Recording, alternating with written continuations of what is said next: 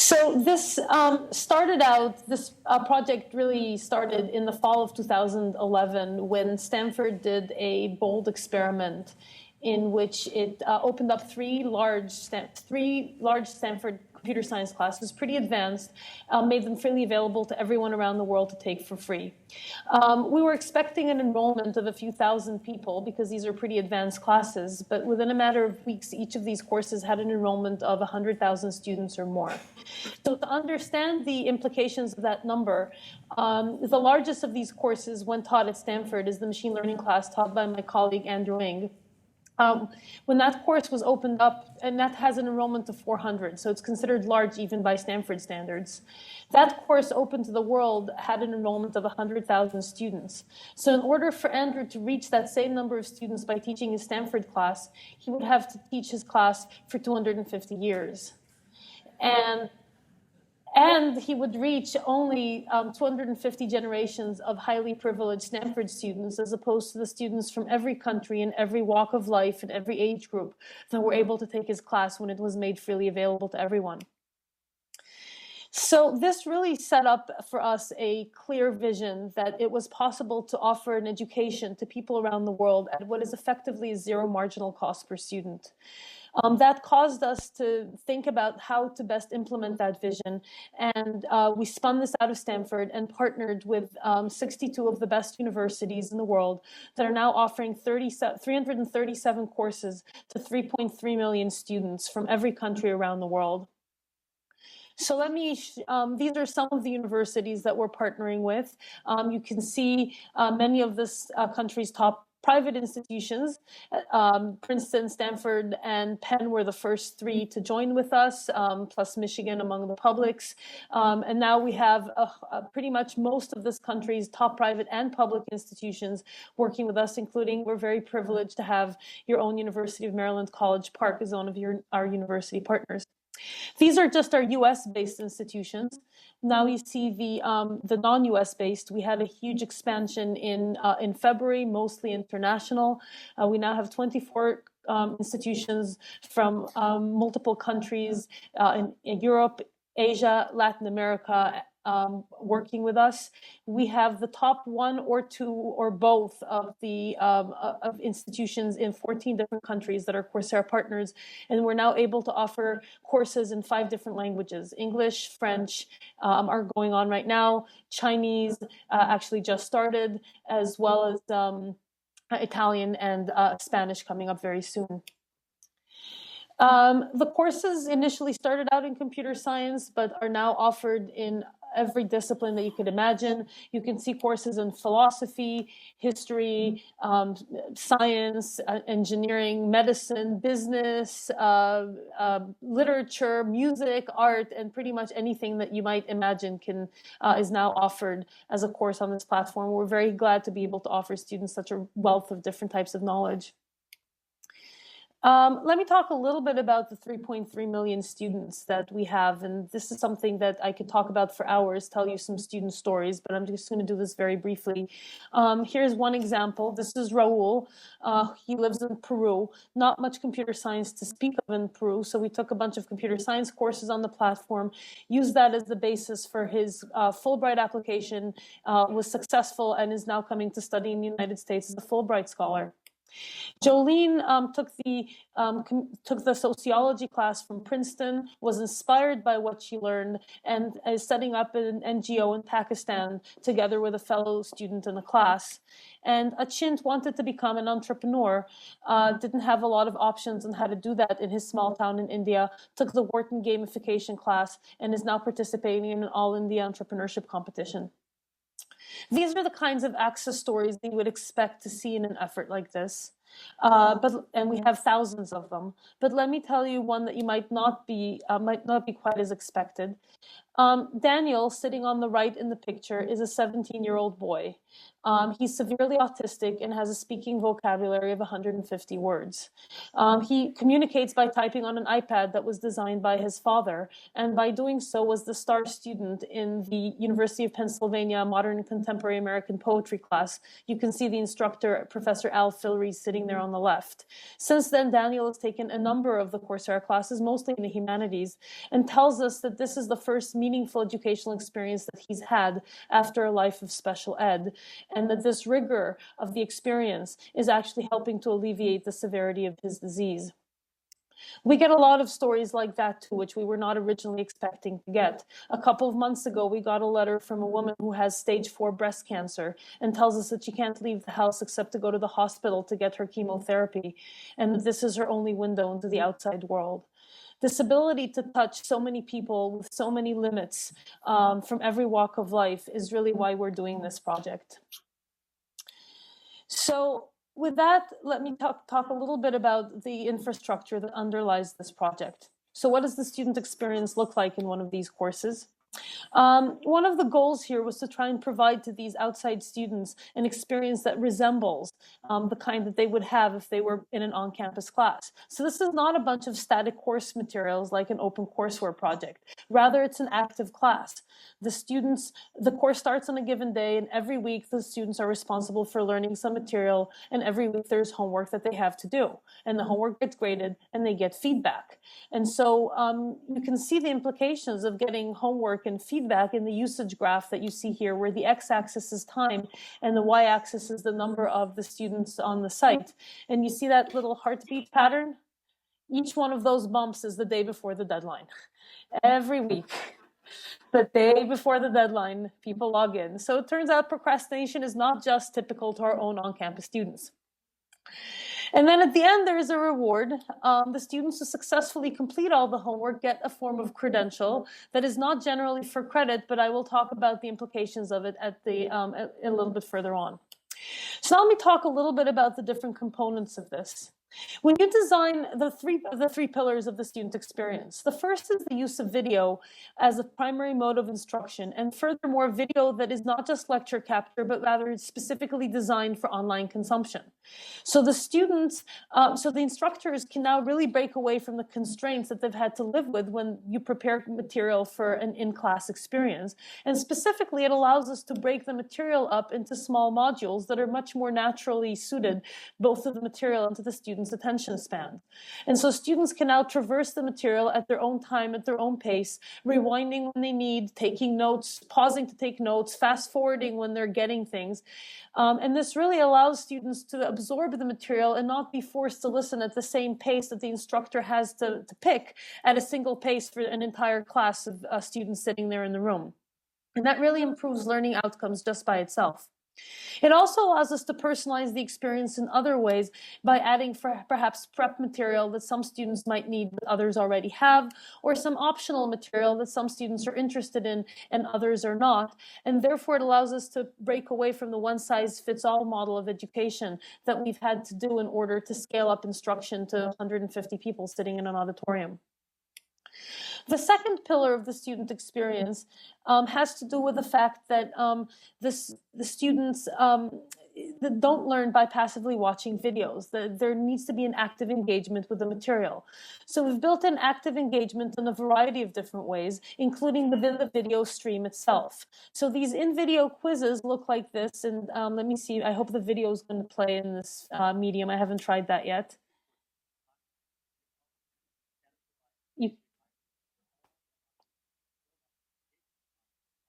So the video pauses when it hits the yellow notch and the students get asked a question. Students type in the answer to the question. In this case, they're incorrect, have an option to try again. This time the answer is correct and there's an optional explanation. Now, this is the kind of question that we might ask in class when we're teaching it, but when we do that, 80% of the students usually are just scribbling the last thing we said. There's 20% with their laptops open. They're pretty much on Facebook or buying shoes on Amazon, or who knows what they're doing. And then there's the smarty pants sitting in the front row who blurts out the answer before most of the classes even realize that a question had been asked, and then the class moves on.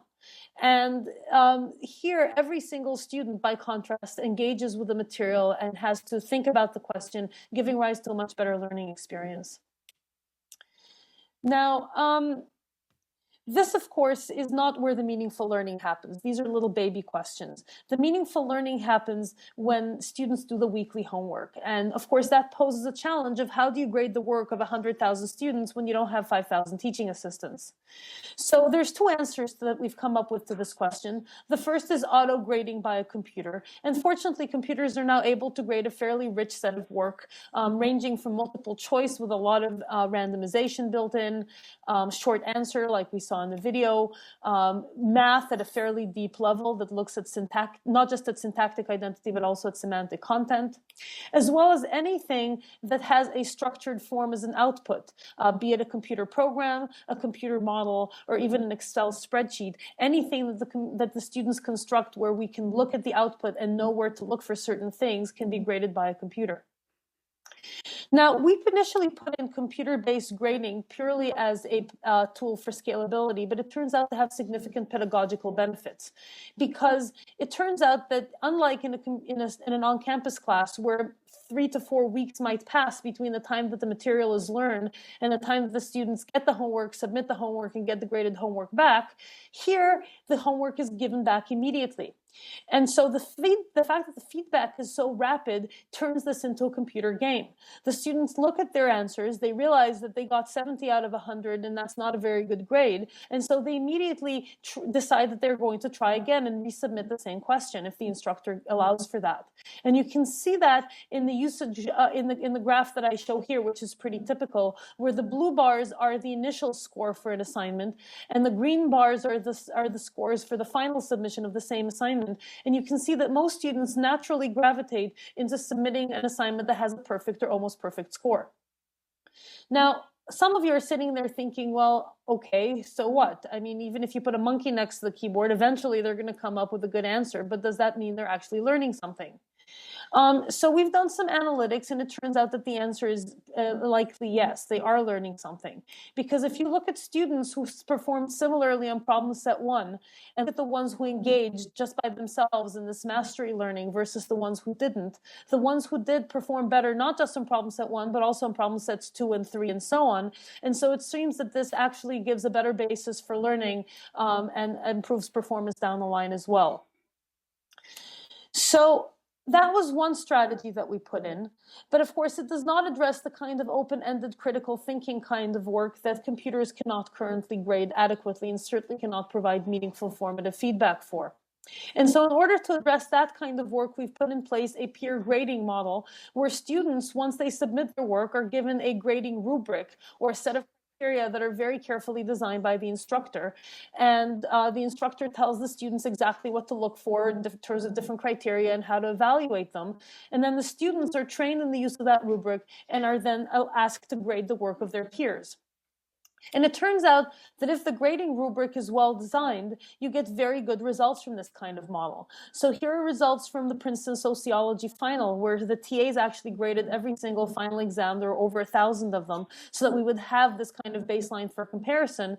And you can see that the TA assigned grade, which is on the x-axis, is very strongly correlated with the peer assigned grade on the y-axis, suggesting that this is a viable method for providing students with meaningful feedback about the quality of their work in these courses. And this was actually a fairly intricate final exam in this Princeton Sociology class.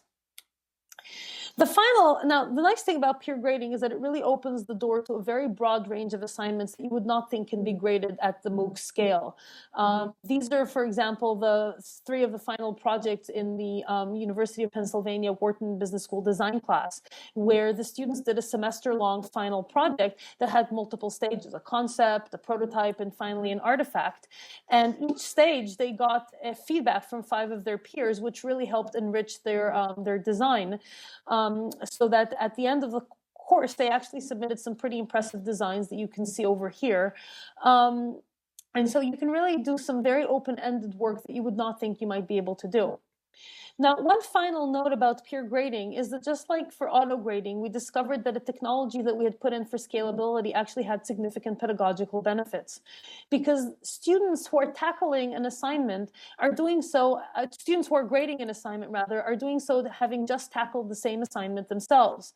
And that they thought about different ways of thinking about the problem. They picked one, and all of a sudden they find that 5 other people picked 5 other ways for tackling that same question. And it really helps them see that there's different methodologies for addressing a similar question. And that, I think, is one of the critical steps towards developing creativity. And so as a consequence, a lot of instructors that have used peer grading in the MOOC in order to achieve scalability are now using it in the context of their on-campus class because just of the value to the students of the pedagogical experience. The final pillar of the student experience is the community. One thing that simply does not scale is the instructor time for interacting with thousands of students. Even hundreds, as we know, is difficult. And so what we've done is effectively crowdsourced question answering by carefully designing a discussion forum that works at the scales of thousands and thousands of students. So students ask questions, questions are ranked up and down, the best questions bubble to the top, and then students answer each other's questions, often in a matter of minutes, simply because of the size of the community involved and the fact that students actually really enjoy interacting with other students and answering their questions. And so we find that the quality of the question and answer discussion here is in fact higher than in many on-campus classes, partially because of the scale of these classes and the involvement of such a large number of interested people. The other form of community that emerged organically on this platform is actually a worldwide network of study groups that just emerged by themselves, where students get together once a week in a workplace or a coffee shop or somebody's home in order to study the material in this class. And this type of interaction is actually critical for many students in tackling this challenging material that they have to deal with in these really high-end courses. So let me end by, finish this part of the talk by talking about the issue of credentials. So you saw that the students get a credential at the end, and so the question is, what does that credential look like? This is Credentials 0.1. It's what Stanford allowed us to provide in the fall of 2011. You can see it's a letter personally written from the instructor to the students. It's signed by the instructor, and then there's the whole mess of legal boilerplate at the bottom saying, this is not a Stanford class, doesn't resemble a Stanford class, and furthermore, we don't know who the student is. So, despite the somewhat vacuous nature of this credential, it was useful to a lot of students. So, for example, the University of Helsinki, just on a regular basis, gave credit to students that were enrolled at the university who presented a statement of accomplishment from a Coursera class. We know that a number of US institutions did that also, although they didn't publish it on the website. And a lot of students got jobs on the strength of these statements of accomplishment. But we wanted to give people a more meaningful credential, specifically removing the legal boilerplate at the bottom. And so we ended up developing Credentials 1.0, which actually is an identity verified credential that where students submit a government issued picture ID that is compared to their webcam photo. And they also create a biometric profile so that we can identify them next time they log in. We use a very lightweight biometric profile so that students can use it on almost any device. It uses keystroke patterns. It turns out that if I type a phrase and Norian types a phrase, it's going to look very different. And it's very difficult for one of us to forge the signature of the other. And so we can identify the students sitting at the keyboard, ensuring that they're participating in their own learning. And so by doing that, we're able to give students an identity verified credential that now carries the university brand, because we know that this is because the universities are not comfortable letting us do this. Now, this is not a free service at this point. The access to the course is still free, but the identity verified credential costs a modest amount. It varies, it's around $50 on average. But because we believe in access to education, and we know that $50 is not is a lot of money to some students, we put in place a financial aid option where students who need the credential but aren't able to afford it get it for free. And we have had over 1,000 of these applications submitted and accepted. I can list all of the stories for you, but I'm just going to mention one. There's, for example, a student in Chile who's taking the Brains and Synapses course with the goal of of studying Huntington's disease because of a family reason, and they want to use the credential as a part of their PhD application process. And we have, as I said, over 1,000 of these stories of how people are making use of these courses in changing their lives. Now, the nice thing about signature track is that one of the side effects is that it also helps increase retention for students in these courses. So it turns out that having some skin in the game actually really helps. So, I mean, as you would expect, if you look at the left bar, students in signature track complete the course at a much higher rate than students who aren't. But what's perhaps slightly more surprising is that if you look at the right-hand set of bars, even among students who declared themselves to be highly, highly committed to completing the class, the signature track students complete at a higher rate, indicating that it really helps to be part of this. So now I'm going to pop up a level and talk about two of the higher level ramifications of this. The first is the data that is provided. The data is actually very high quality, and you collect data at the very, very detailed level. Every pause, every rewind, every quiz submission, forum post is all collected, and at the scale of tens of thousands of students.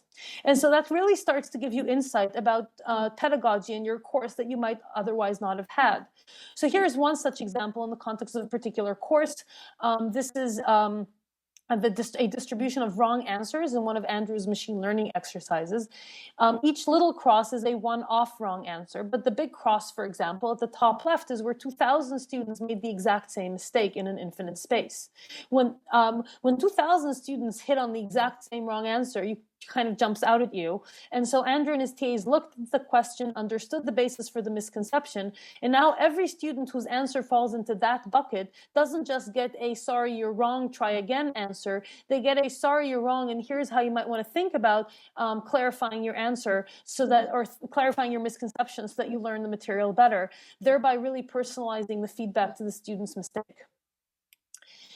You can also start answering questions at a higher level, for example, pedagogy. What is effective pedagogy and what's not? So one question that you might ask is, does showing the instructor's face in the video help or not? There's been papers written making both sides of the argument.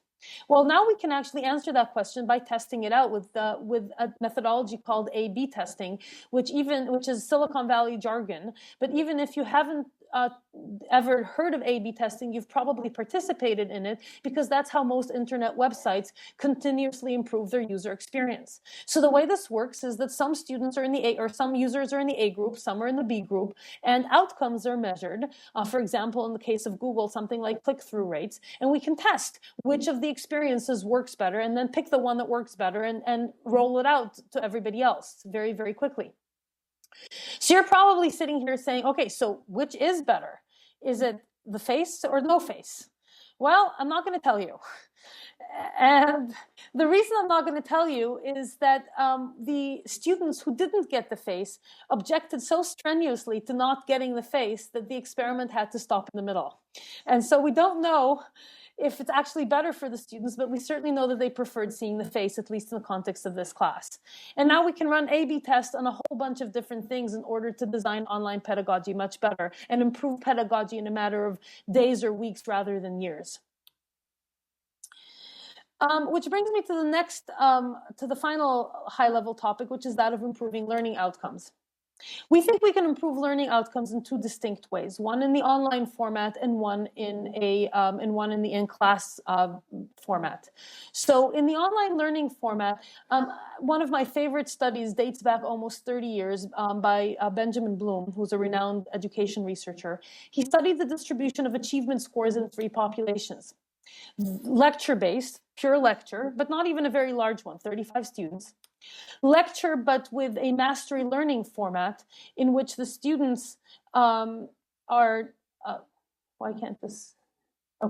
in which the students are not allowed to move on to the next topic before demonstrating competence in the previous one. And the third is students taught with individual human tutoring. And you can see that each of those improvements gives rise to a full standard deviation, or sigma, improvement in performance over the previous one. So this would be an amazing thing to achieve if we could get to that level, to 2 standard deviations improvement in performance.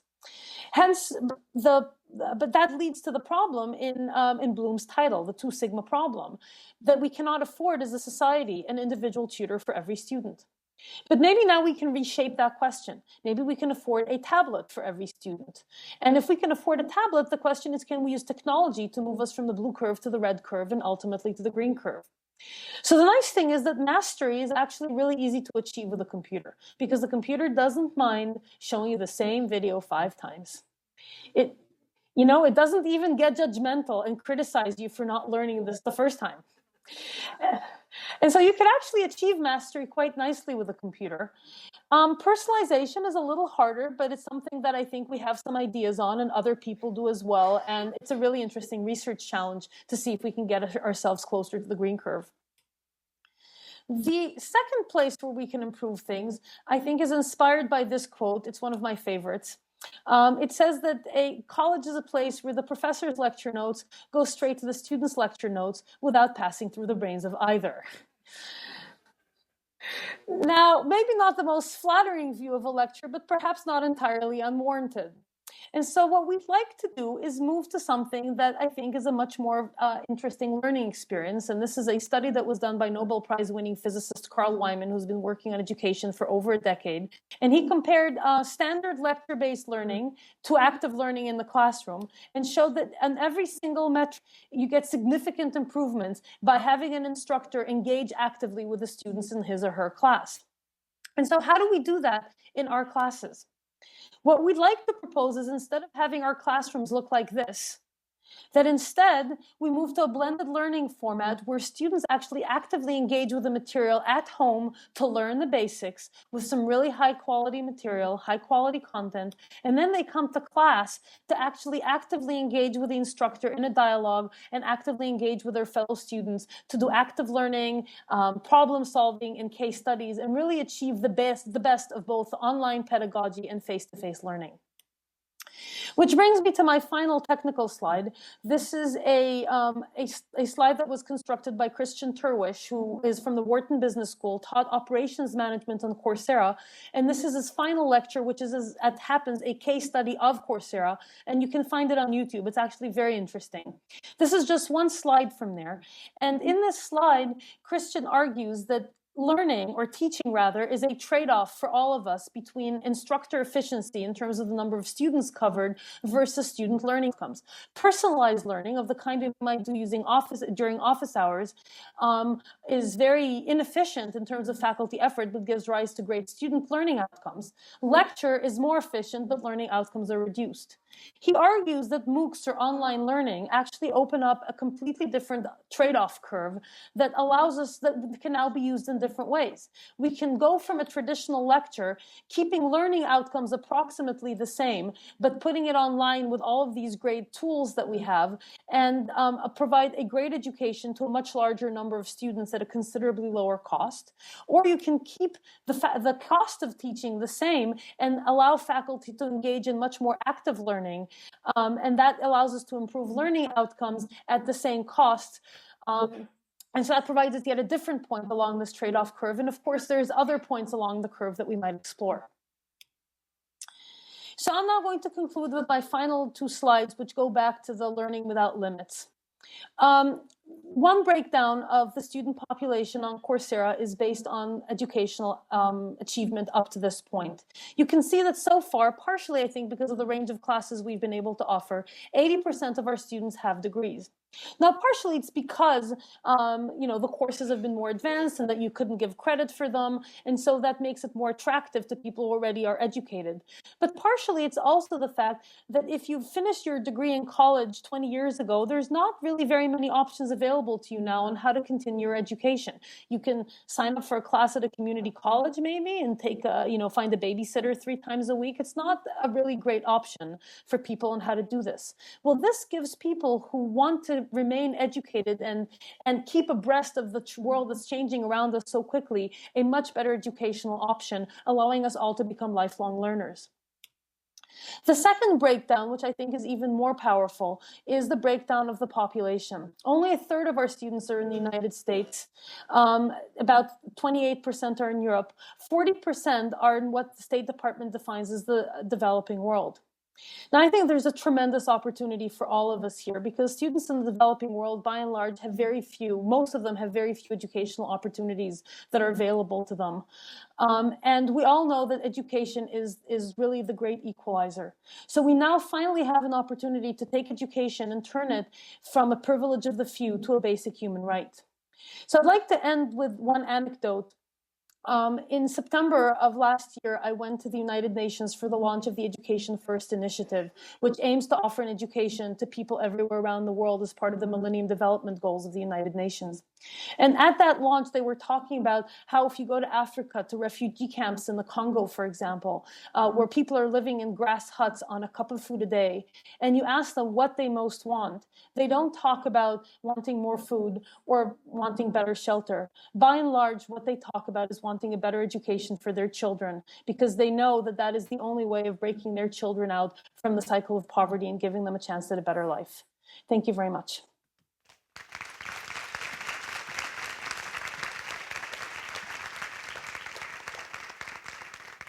Coincidentally, last night I had a chance to read the Money Magazine article about MOOCs, and you were in it in your organization. And quite frankly, it's a little scary what's going on. And one question I had that jumped out at me is, how are the finances running? Is your organization for profit, or what's the long-range goal of the organization? Is it to be a nonprofit or a profit-making organization? Okay, so I have to admit to not having read that article. There's so many of them that I've actually stopped reading the coverage.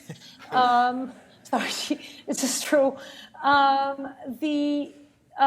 So we are officially we're a for-profit, we're social entrepreneurship, which means we care a lot more about educating people than making money, but realize that we have to make this sustainable. And so that's our goal. That's why we offer, for example, that's why all of our courses are offered for free. Every few days, somebody says, why don't you charge $5 for access? Surely everyone can afford $5. Well, no, not everyone can afford $5. A lot of people don't even have credit cards. And so this is a way for us to keep access open while still making this sustainable. For example, the signature track that I mentioned, where we charge people for a credential that offers them something of substantial value. And even that's not a very large amount, but it allows us to keep the effort sustainable. And I think I have time for one more, because actually I think I'm supposed to get on the road to give another talk in San Francisco. Okay, do we have one more question for Daphne? And then we'll have Norian be able to respond to other questions. Spencer, right next to you. How do you foresee the ideal execution of the blended learning program? Would that occur at the universities where it's hosted, that the professor is teaching it from, or what do you foresee as the ideal way of doing that? I think that somebody told me the other day, I was at a meeting, and they said that in 10 years, the phrase blended learning will sound like the phrase the horseless carriage. There will be no other kind, really. So, well, not other kind, but I think it'll form the vast majority of what we do. I think we're going to have a vast repository of high-quality educational content, some of which we produced ourselves, some of which were produced by our colleagues down the hallway, some of which were produced by experts on the other side of the world who happen to be experts in Chinese culture and history or medieval Renaissance art in France. And I think we will be able to take those materials and enhance them with our own thinking, our own experience, and our own access to active learning to provide students with a much higher access to multiple points of view, multiple perspectives, and some of the world's best content combined with that level of face-to-face interaction and inspiration that you can only get from an actual human role model with you there interacting with you. So that's my hope. Thank you, and Daphne. I'm going to have to step off. Thank you. Bye-bye. Bye.